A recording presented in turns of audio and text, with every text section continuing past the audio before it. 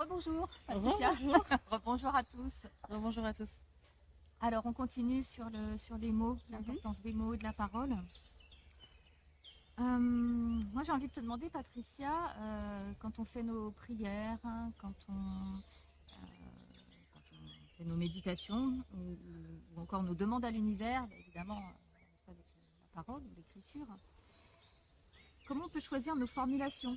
Ça, je sais que c'est quelque chose qui est important chez toi. Et notamment, ce qu'on entend souvent dire, c'est que l'univers ne connaît pas les formules négatives. Alors, est-ce qu'il faut éviter ça? Alors, par rapport aux formules négatives, il faut comprendre que, en fait, ça apporte une ambiguïté au niveau de l'univers, dans les demandes que l'on dit. D'ailleurs, quand on dit tiens, tu n'aurais pas cet objet, bah, quand tu réponds oui ou non, tu fais bah ouais, mais ça veut dire. Lequel veut dire vraiment que je ne l'ai pas en fait? C'est non, je ne l'ai pas. En général, on précise non, je ne l'ai pas ou bah, si, je l'ai. Enfin, on précise toujours derrière parce qu'il y a une ambiguïté qui est derrière une formulation qui est négative. Et en fait, cette ambiguïté, on l'a aussi dans le subtil. Donc, c'est vrai qu'il vaut mieux utiliser en fin de compte, vraiment en fin de compte, un terme qui apporte cette négation comme ça c'est correct, ça c'est incorrect. Est-il correct pour moi de choisir ce choix-là? Par exemple, si on fait une question à son guide, est-ce que c'est incorrect si je choisis ce choix-là? Dans ce cas-là, on dit bien, est-ce que ce choix-là ne me convient pas? Et en fait, il y a des mots qui portent cette négativité, mais qui en soi, c'est leur sens à eux de porter ce côté négatif, entre guillemets. C'est mieux de dire un ne pas. Ne pas apporte une ambiguïté. Ouais, c'est ça. D'accord. C'est plus ça. Ou comme on dit, alors ça, c'est les formulations qu'on retrouve régulièrement. Tu as été à manger quelque part et dit ah, c'était pas trop mal. C'était plutôt pas mauvais. Plutôt pas mauvais. Donc c'était bon en fait.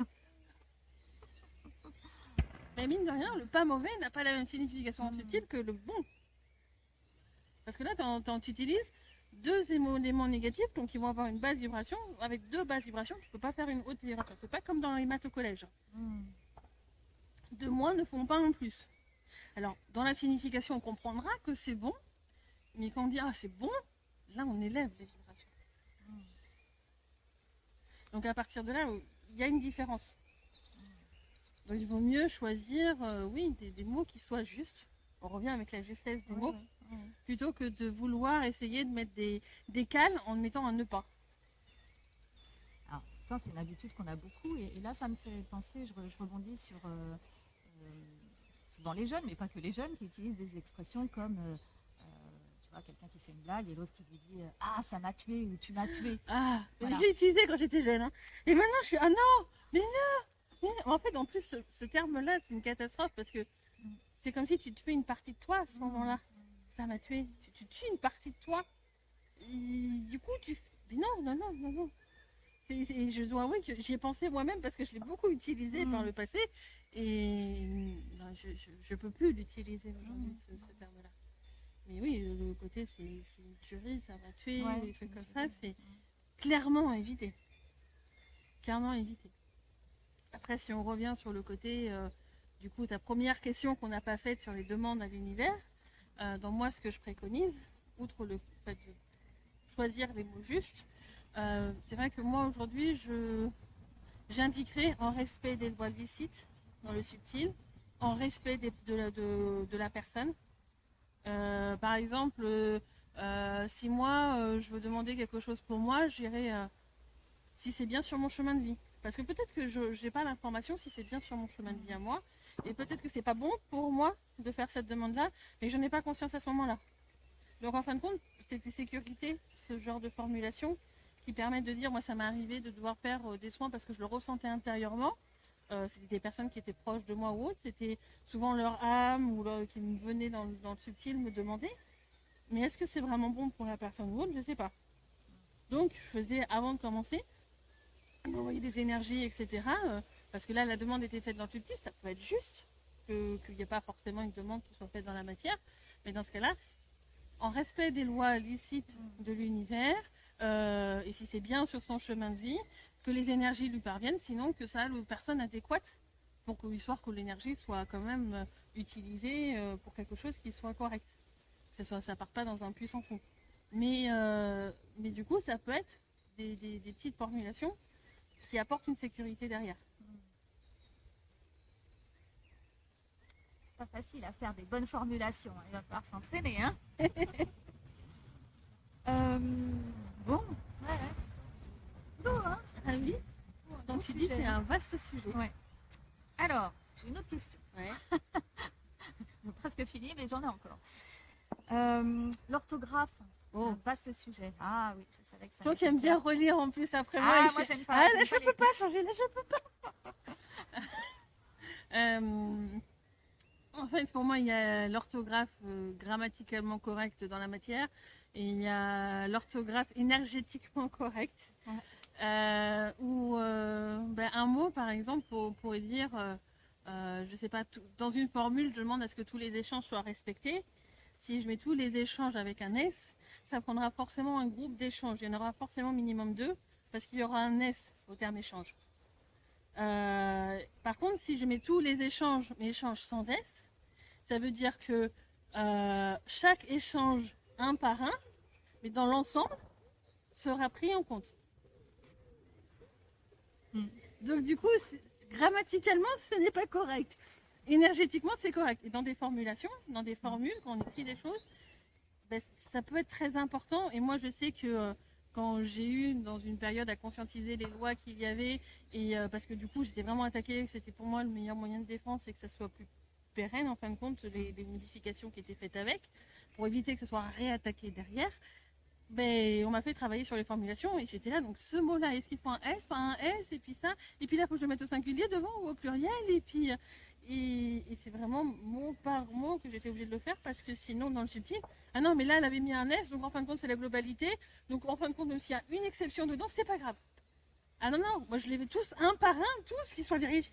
Je veux pas d'exception, moi je veux qu'on me respecte. Et c'était ça à l'époque. Et donc, du coup, oui, l'orthographe énergétiquement correcte qui peut. Du coup, j'ai envie de dire, il y en a qui vont dire, quand ils voient des fautes dites d'orthographe, ça leur fait soi-disant mal aux yeux. Je mets beaucoup de. Parce que ça leur fait pas réellement du mal aux yeux, c'est pour ça que je mets un soi-disant. Tu vois, la formulation est importante. Mais oui, ils vont dire, ah ouais, mais là, oui, pour moi, c'est important de l'écrire de cette manière-là. Donc, même quand je fais les descriptions de mes vidéos, des fois, tu me dis, ouais, celui-là, tu changeras. Non, je ne changerai pas. Celui-là, je ne le changerai pas. C'est pas possible. Voilà, vous ne serez plus étonnés.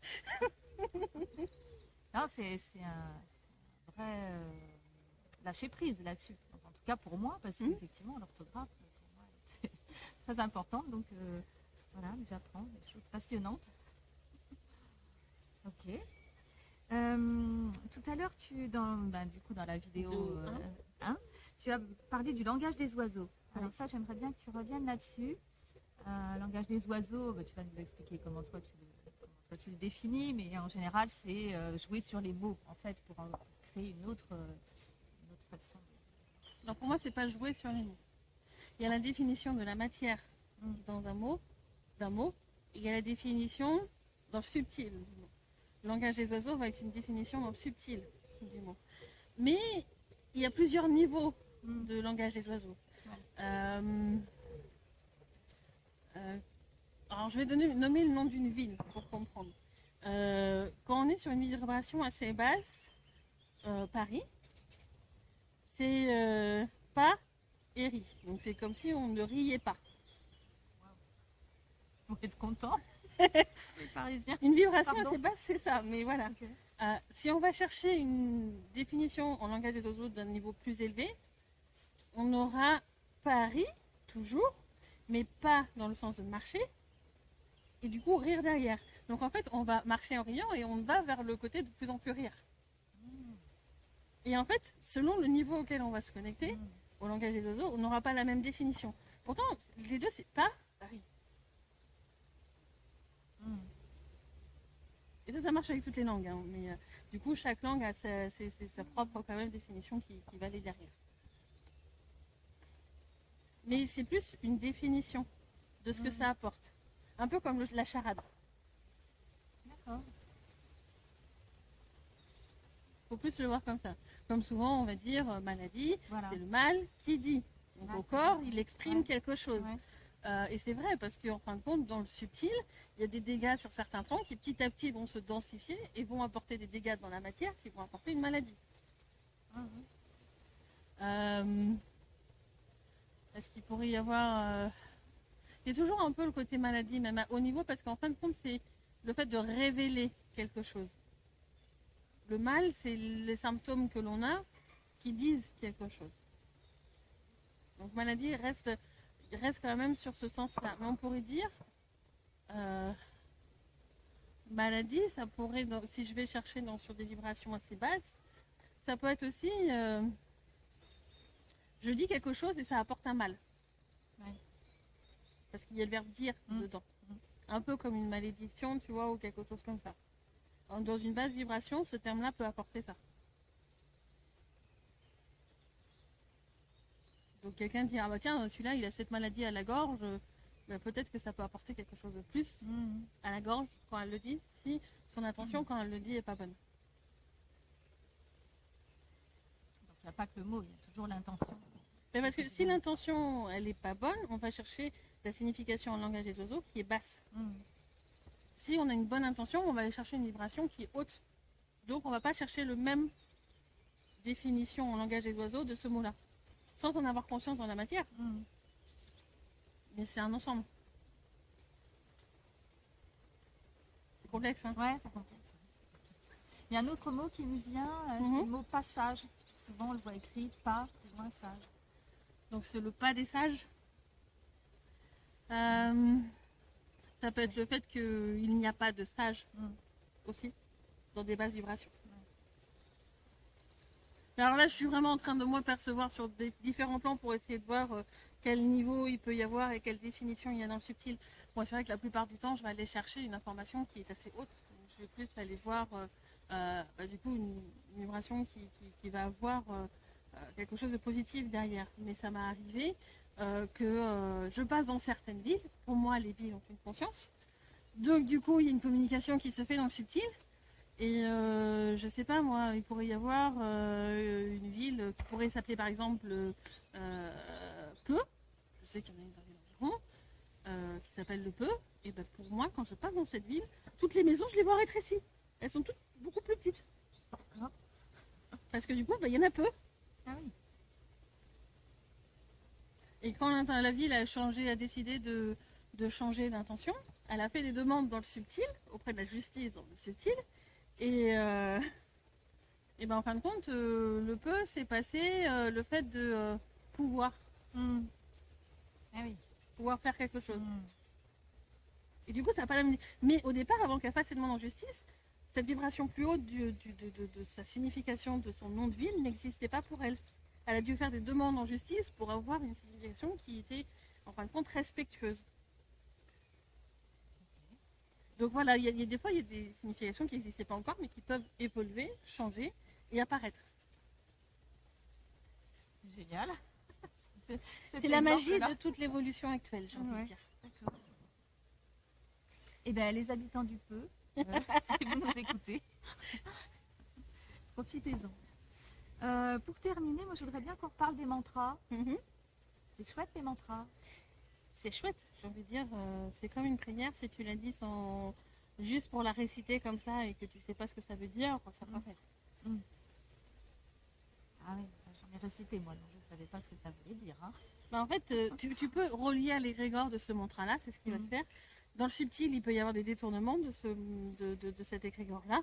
Et donc, on peut te détourner sur un égrégore, en fin de compte, qui n'est pas celui que tu pensais au départ. Qui tu pensais être juste et qui ne le sera pas forcément. Par contre, si tu sais ce que signifie ton mantra, que tu as l'intention qui est derrière, tu vas mettre cette intention dans les mots de quand tu vas le dire. Il y aura une signification. C'est comme dire, je sais pas moi, je t'aime, je t'aime. Tu vois, il y a les deux mots, c'est la même chose. Il y en a un, il est plat, et l'autre, il y a une vibration. Mais quand tu récites un mantra que tu ne connais pas, tu vas faire je t'aime, nanana. Par contre, quand tu vas, il y aura quelque chose, une énergie qui est derrière. Et donc du coup, même s'ils essaient de te relier à l'égrégore qui va être négatif, l'énergie qui est dans tes mots ne va pas convenir. Donc ça va un petit peu rattraper. C'est pour ça qu'il est important de savoir ce que l'on dit et d'y mettre une intention derrière. Avec les mantras, c'est pas évident. Dans ce cas-là, il faut essayer d'aller chercher ce que ça veut dire. Moi, je sais que quand je parle en langage sacré, je vérifie l'intention, si elle est bonne, etc. Sinon, le mot, il va pas sortir. Je voudrais pas le faire sortir, en fait. Donc, je vais vérifier l'intention.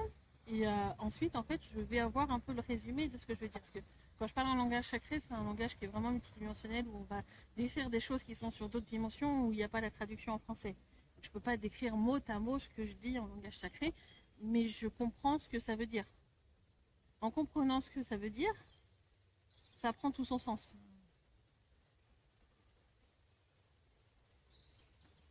Peut-être qu'on fera une prochaine vidéo sur le langage sacré.